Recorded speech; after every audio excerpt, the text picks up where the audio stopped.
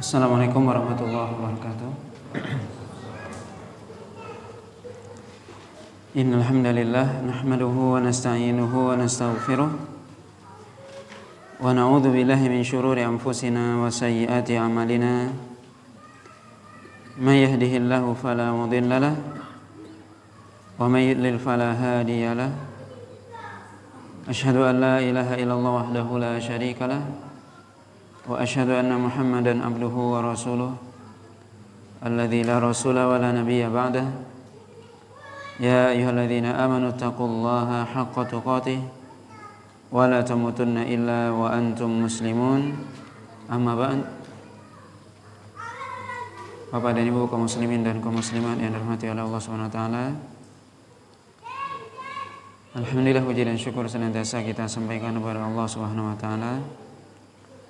Salawat dan salam kita sampaikan kepada Rasulullah sallallahu alaihi wasallam dan juga pada keluarga beliau, para sahabatnya, serta orang-orang mukmin yang senantiasa mengikuti beliau sampai hari kiamat nantinya. Pada malam hari ini kita lanjutkan pembahasan dari kitab Syarah Sahih Muslim, masih dalam Kitabus Shalah, yaitu bab yang ke-143,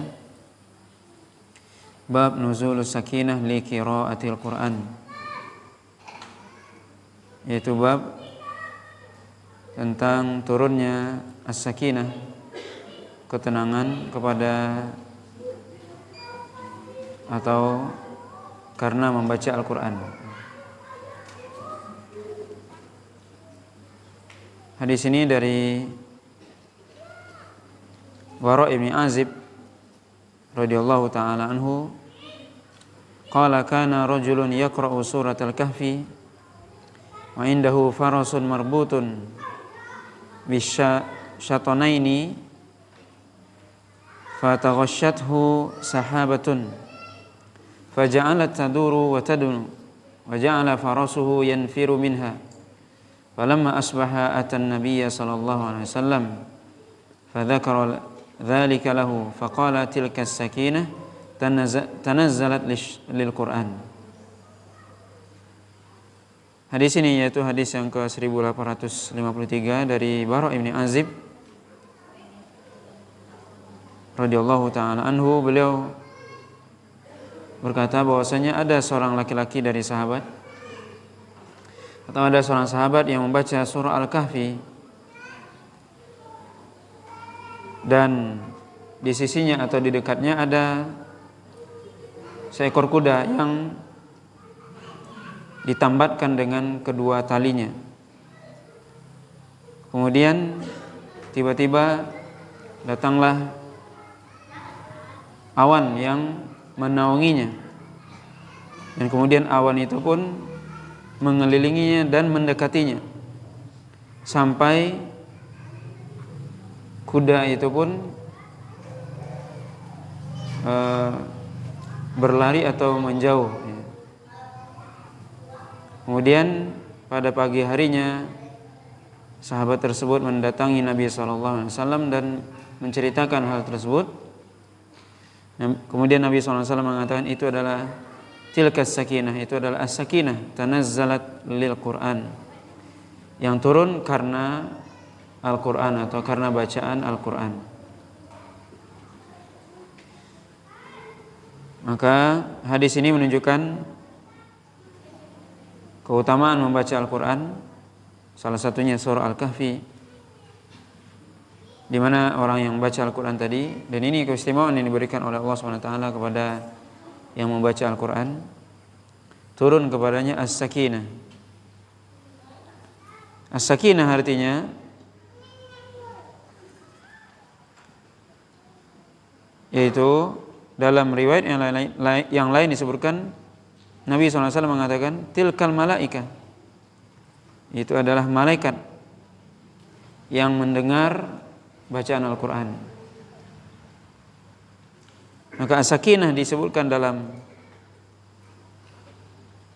kisah ini, yaitu seorang ketika sahabat tadi membaca Al-Quran, kemudian datang ke atasnya atau kedekatnya sahabah, yaitu awan ya, yang mendekat kepadanya. Maka awan itu dikata Nabi SAW as-sakinah. Itu adalah as-sakinah, yang arti secara bahasa sakinah artinya ketenangan. Maka dalam riwayat lain disebutkan al-malaikah, malaikat yang datang mendekat dan mendengarkan bacaan Al-Quran. Imam Nawawi mengatakan sakinah bisa jadi adalah makhluk Allah SWT, makhluk yang berbentuk, yang mendatangkan rasa ketenangan dan rahmat dari Allah SWT, dan bersamanya ada malaikat.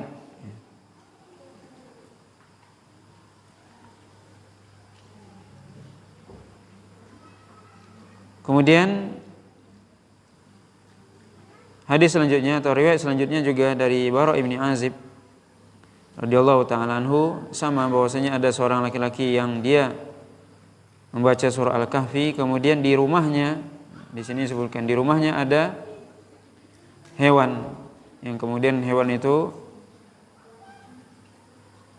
berlari ataupun menjauh ya, ketika mendengar bacaan tersebut, dan ternyata dia lihat ada awan yang mendekatinya atau menaunginya. Nabi SAW mengatakan fa inna sakinah tanazzalat indal Quran. Itu adalah as-sakinah yang turun ketika didengarkan bacaan Al-Quran. Maka as-sakinah itu ya bisa jadi makhluk sebagaimana disebutkan oleh Imam Nawawi, bisa jadi makhluk yang berbentuk awan dan sebagainya, naungan ya. Dan bisa juga diartikan malaikat ya, malaikat Allah SWT. Nah, wallahu ta'ala alam. Kemudian hadis selanjutnya adalah hadis Abdullah bin Khabbab, bahwasanya Abu Sa'id Al-Khudri menceritakan kepadanya bahwasanya Usaid ibn Hudayr radhiyallahu ta'ala anhu menceritakan bahwasanya bainama huwa lailatun yaqra'u fi mirbadihi. Itu Usaid menceritakan bahwasanya ketika dia membaca yaitu membaca Al-Quran di mazbad, artinya bisa diartikan teras rumah atau bisa juga diartikan di tempat di luar ya, tempat menjemur. Di zaman dahulu menjemur kurma, atau kita mungkin menjemur padi dan sebagainya di halaman. Idjalat farasuhu, ketika dia membaca Al-Quran, maka kudanya berkeliling atau berputar-putar. Faqara'a, kemudian dia baca, kemudian kuda itu pun berputar. Tsumma jalat ukhra faqara'a, setiap dia baca maka kuda itu pun berputar.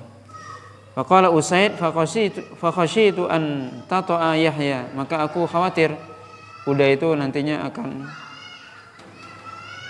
menindih Yahya. Yahya itu putra Usaid ibn Hudayr radhiyallahu ta'ala anhu yang ada di dekat itu. Faqumtu ilaiha fa idza mislu dhillah fawqa ra'si, maka aku segera pergi menuju Yahya putranya untuk menjauhkan dari kuda tersebut. Maka tiba-tiba kata beliau melihat ada awan yang ada di atas kepalanya, amsalus suruj, tapi awan itu seperti cahaya yang bersinar. Arajat fil jawi hatta ma araha, kemudian cahaya tersebut atau naungan atau awan tersebut tetapi bersinar cerah terang, itu ada di atas kepalanya, kemudian naik ke atas sampai hilang, kata Usaid ibn Hudayr. Qala faghadawtu ala Rasulillah sallallahu alaihi wasallam. Maka kemudian pada pagi harinya aku segera datang kepada Nabi sallallahu alaihi wasallam. Faqultu ya Rasulullah, bainama anal bariha min jawfil lail aqra'u fi mirbadi. Wahai Rasul, aku pada malam tadi malam aku membaca Al-Qur'an di mirbadi, ya bisa di teras atau di teras rumahnya, di luar. Idjalat farasi. Kemudian ketika itu ternyata kudaku berputar-putar atau meronta-ronta, berputar dan meronta. Kemudian di sini ceritakan oleh Khudair. Aku baca, kemudian kuda itu pun meronta, kemudian aku diam, kuda itu diam. Kemudian kata Usaid ibnu Khudair, kemudian aku melihat di atas kepalaku ada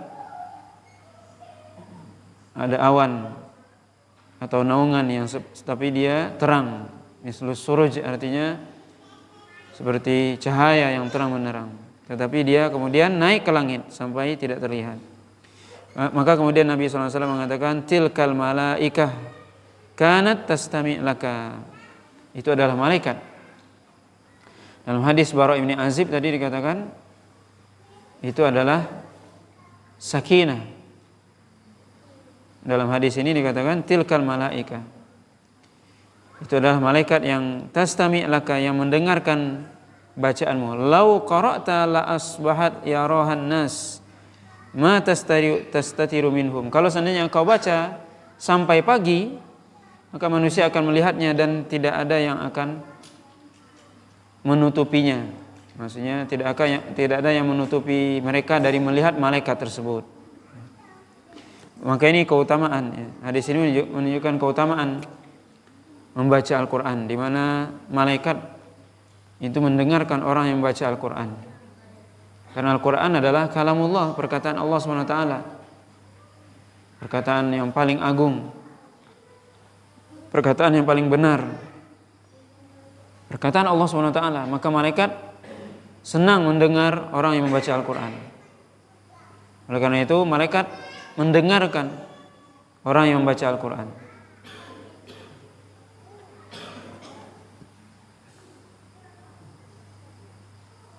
Dan hadis ini juga menunjukkan keutamaan membaca Al-Quran pada malam hari.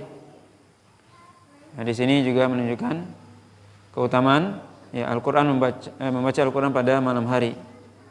Kenapa? Tentunya membaca Al-Quran di malam hari lebih khusyuk dan lebih tenang dibandingkan siang. Tapi tentunya seorang baca malam dan siang dia baca Al-Quran. Tapi waktu yang bagus adalah ketika malam hari, ketika sunyi, tenang, sehingga seorang bisa mentadaburi Al-Quran atau meresapi apa yang dia baca.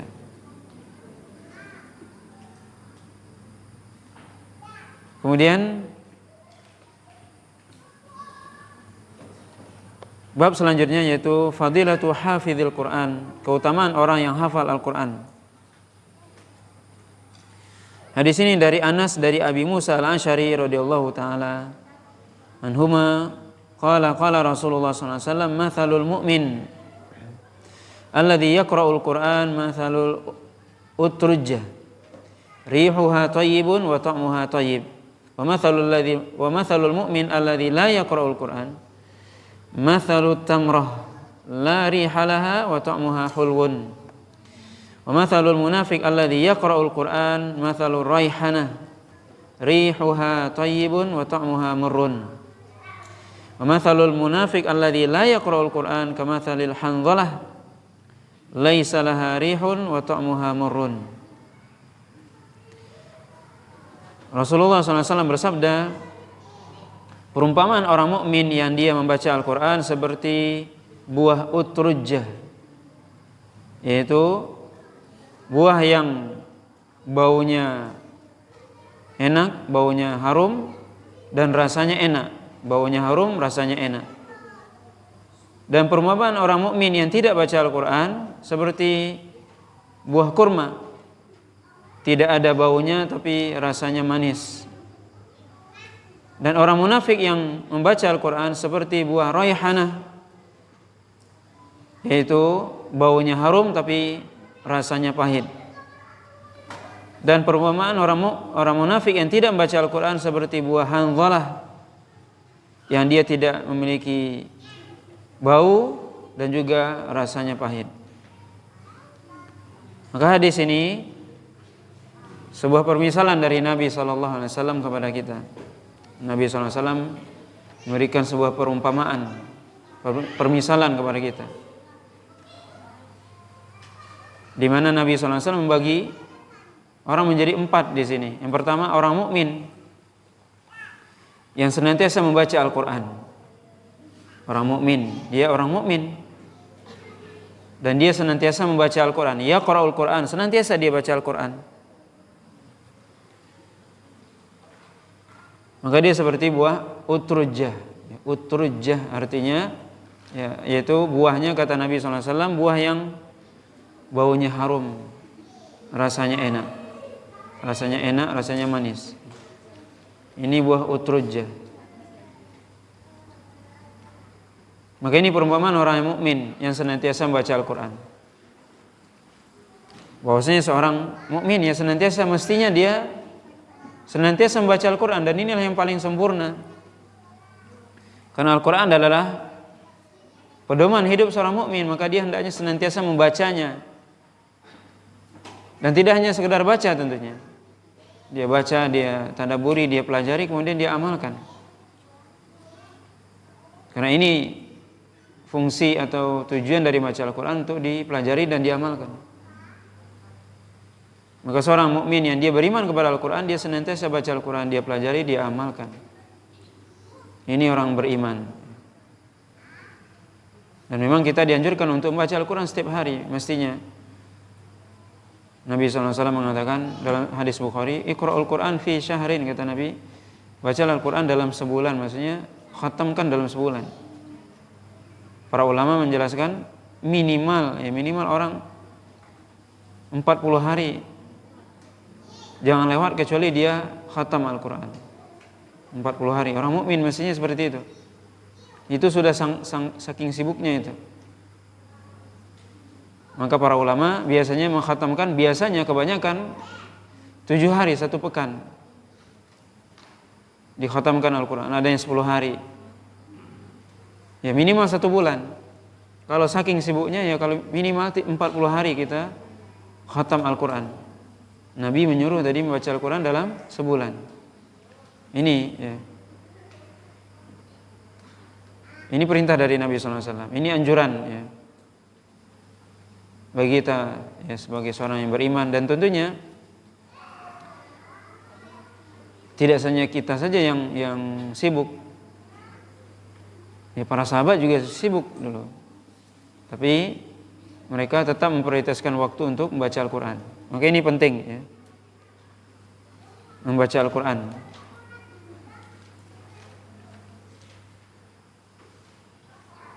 Kemudian perumpamaan yang kedua, mathalul mu'min alladzi la yaqra'ul Qur'an mathalut tamrah. Perumpamaan orang beriman yang dia tidak baca Al-Quran, dia seperti buah tamar. Buah tamrah artinya buah kurma,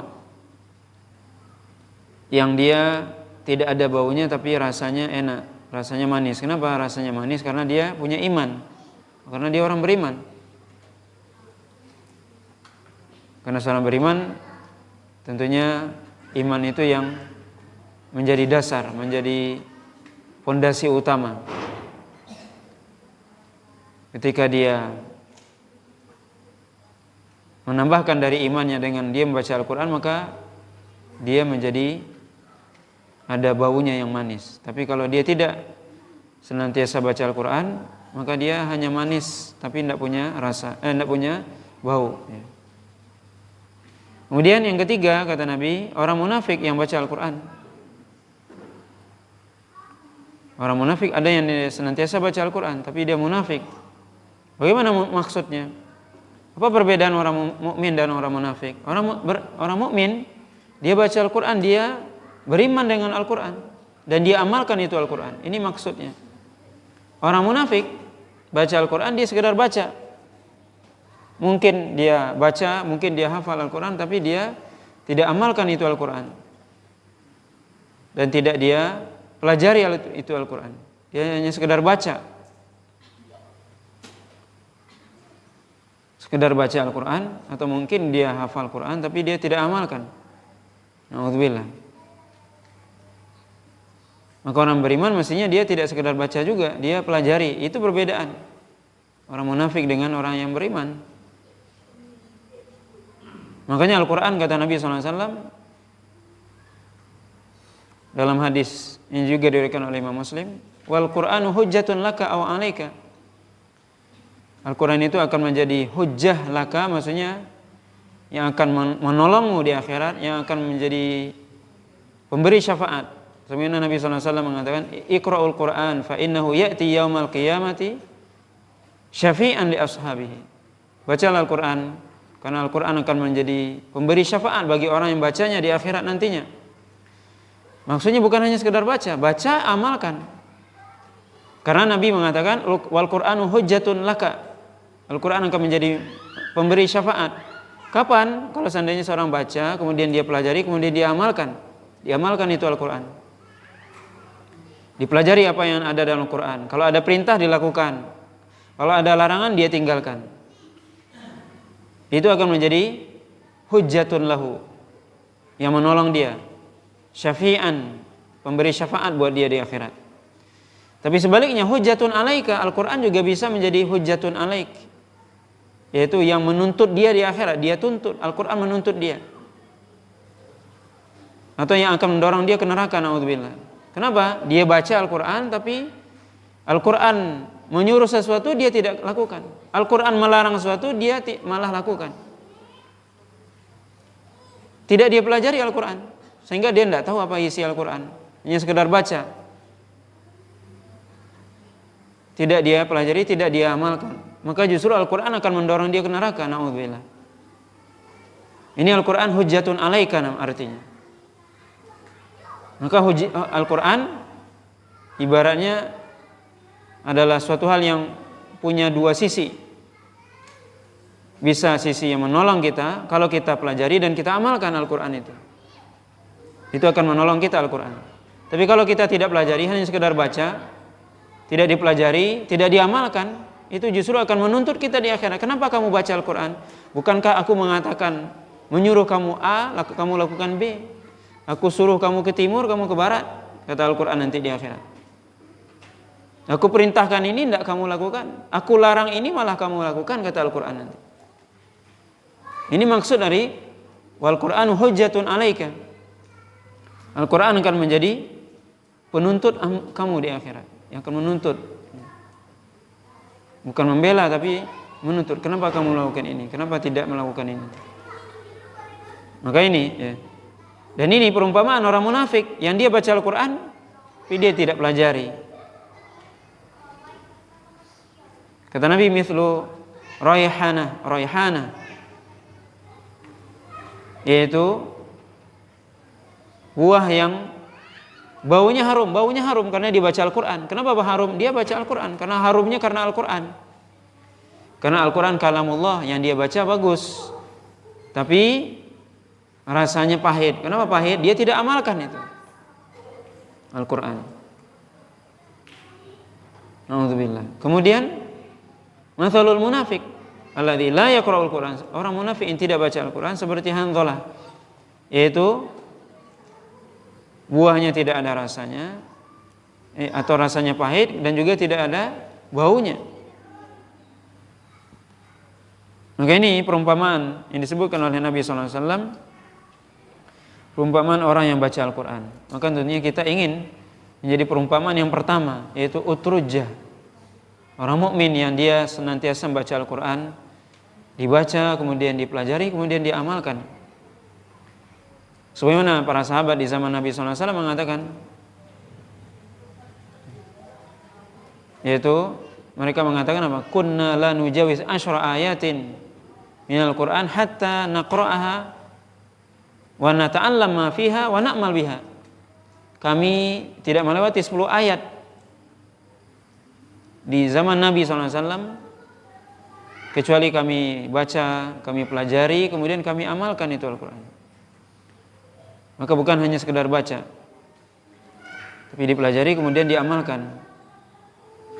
Maka kalau bisa kita ada waktu khusus, ada waktu untuk baca, ada waktu untuk membaca tafsirnya, kemudian diamalkan.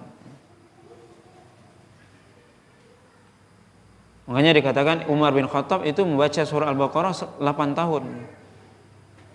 Membaca di situ maksudnya apa? Membaca, dihafal, kemudian diamalkan 8 tahun waktu-waktu. Surah Al-Baqarah aja satu, surah Al-Baqarah. Maka ini ya perbedaan kita bisa lihat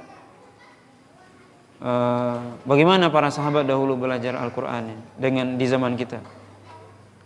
Maka ini kita perlu mencontoh metode para sahabat mempelajari Al-Quran. Tidak melewati 10 ayat kecuali dipelajari, ya dihafalkan, kemudian diamalkan. Karena dengan kita melakukan hal tersebut, Al-Quran akan menolong kita, memberi syafaat. Tapi kalau tidak, na'udzubillah, justru Al-Quran akan mendorong kita ke neraka, na'udzubillah. Kemudian bab selanjutnya, bab fadlul mahir bil Quran walladhi yatata'ta fihi, yaitu bab tentang keutamaan orang yang mahir dalam Al-Quran dan orang yang terbata-bata dengan Al-Quran. Hadis ini hadis dari Aisyah radhiyallahu taala anha qalat qala Rasulullah sallallahu alaihi wasallam al-mahiru bil Quran ma'as safaratil kiramil bararah walladhi yaqra'ul Quran wa yatata'u fihi wa huwa alaihi syaqun lahu ajran. Kata Nabi sallallahu alaihi wasallam, al-mahir bil Quran ma'as safaratil kiramil bararah. Orang yang mahir dengan Al-Quran bersama malaikat yang mulia lagi baik.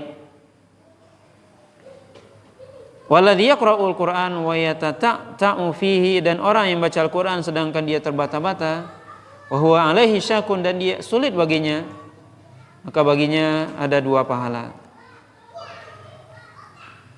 Dalam riwayat yang lain disebutkan walladhi yaqra'ul Quran wa huwa yashtaddu alaihi wa lahu ajran, yaitu orang yang baca sedangkan dia sulit baginya, maka baginya ada 2 pahala. Maka di sini Nabi SAW mengatakan al-mahir bil Quran. Apa maksudnya mahir bil Quran? Al-mahir bil Quran. Apa maksudnya orang yang mahir dalam Al-Quran? Sebutkan oleh Imam Nawawi di sini al-mahir al-hadik al-kamil al-hifdz alladzi la yatawaqqaf wa la yashukku alaihi qira'ah bi jaudati hifdzihi wa itqanihi, yaitu orang yang sempurna hafalannya dan tidak sulit baginya membaca karena kuatnya hafalannya dan bagusnya hafalannya. Ini orang yang mahir bil Quran. Kata Imam Nawawi, orang yang mahir Al-Quran artinya orang yang hafal Al-Quran dengan baik, dengan mutqin.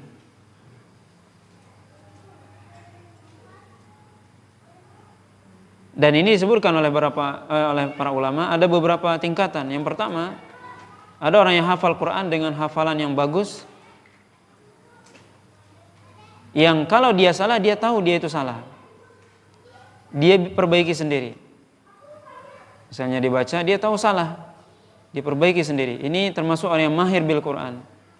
Karena tidak mungkin orang tidak pernah salah. Rasul pernah salah, tapi dia tahu dia salah, dan dia bisa perbaiki sendiri. Ketika dia ulang, dia baca benar. Yang kedua, ada orang yang dia ketika dia baca dari hafalannya, tapi dia salah. Dia tahu salah tapi tidak bisa memperbaikinya. Dia lupa mungkin dan sebagainya. Dan yang ketiga adalah orang yang dia hafal tapi dia lupa. dan dia tidak tahu dia salah. Ini tingkatan yang disebutkan oleh para ulama. Tentunya yang pertama, orang yang hafalannya bagus. Maka ini dimaksud dengan al-mahir bil Quran. Tapi tentunya di sini bukan hanya sekedar hafal. Ini juga yang perlu dipahami dengan baik. Bukan hanya sekedar hafal Al-Quran. Dia hafal dengan mutqin, dengan bagus, tapi tidak diamalkan. Bukan itu yang dimaksud. Dan itu mungkin ada di zaman kita. Berbeda dengan di zaman Rasulullah SAW, di zaman para sahabat, orang yang hafal Quran adalah orang yang dia mengamalkan Al-Quran. Dia paham Al-Quran, dia amalkan. Jadi kalau di zaman Nabi, orang yang hafal Quran disebut qari. Makanya Nabi SAW mengatakan, ya ummukum aqra'ukum li kitabillah. Yang berhak jadi imam kalian adalah aqra'ukum, yang paling qari. Apa yang dimaksud dengan qari di zaman Nabi? Di zaman Nabi yang qari itu dia hafal Quran, dia paham dan dia amalkan. Jadi dia hafal, kemudian dia faqih, dia paham. Itu aqra atau qari di zaman Nabi SAW. Dan itu yang paling sempurna. Dan itu yang dimaksud dengan al-mahir bil Quran. Dia hafal, dia paham dan dia amalkan. Itu yang dimaksud.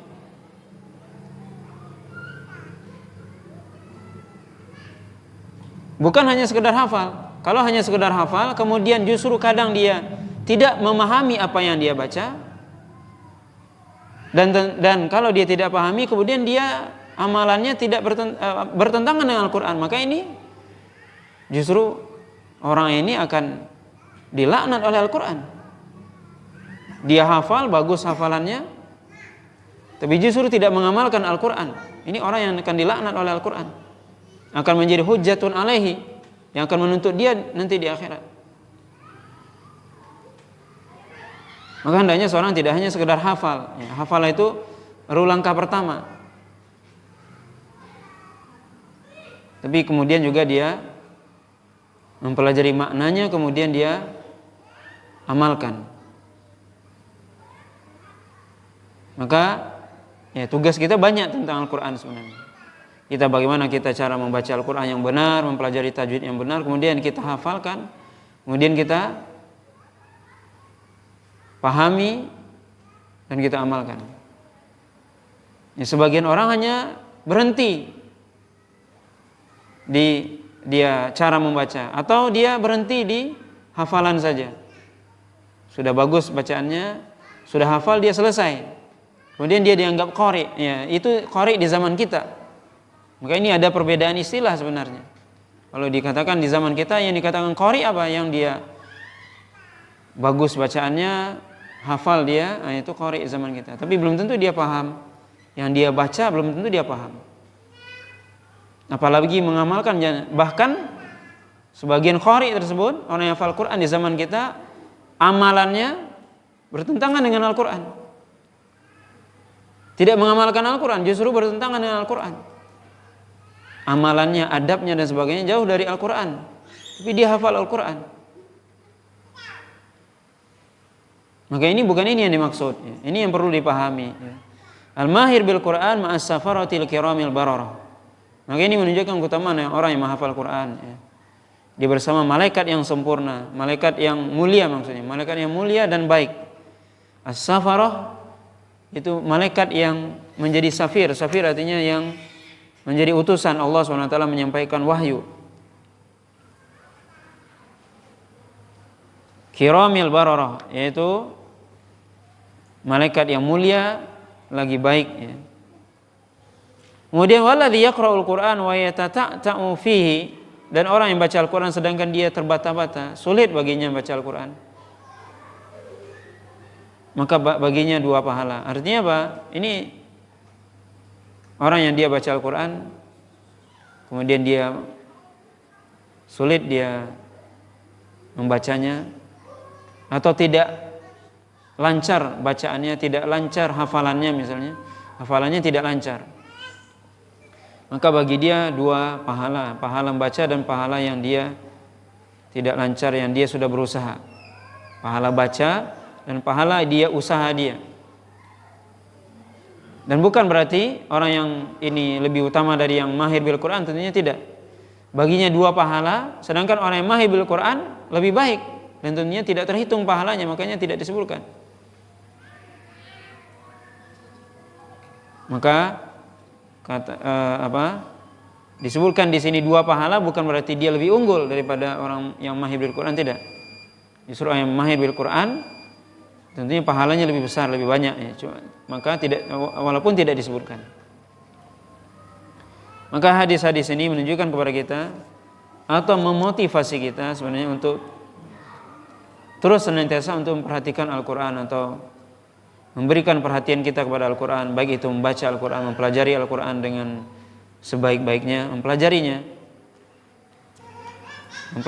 membaca Al-Quran, kemudian menghafalnya, kemudian mempelajari makna dan tafsirnya, kemudian mengamalkan Al-Quran. Itu semua harus kita lakukan. Tidak boleh berhenti di membaca saja atau di menghafal saja. Tapi mesti kita sekali lagi harus mempelajari maknanya, hukum-hukumnya, perintah dan larangan yang ada di dalamnya kita amalkan. Ini orang-orang yang akan mendapatkan keberkahan dari Al-Quran. Nah, wallahu ta'ala alam, ini mungkin pembahasan kita pada malam hari ini. Mudah-mudahan bermanfaat. Subhanakallahumma bihamdika asyhadu an la ilaha illa anta astaghfiruka wa atubu ilaik. Wa sallallahu ala nabiyyina Muhammadin wa ala alihi washabbihi wasallam. Wassalamualaikum warahmatullahi wabarakatuh.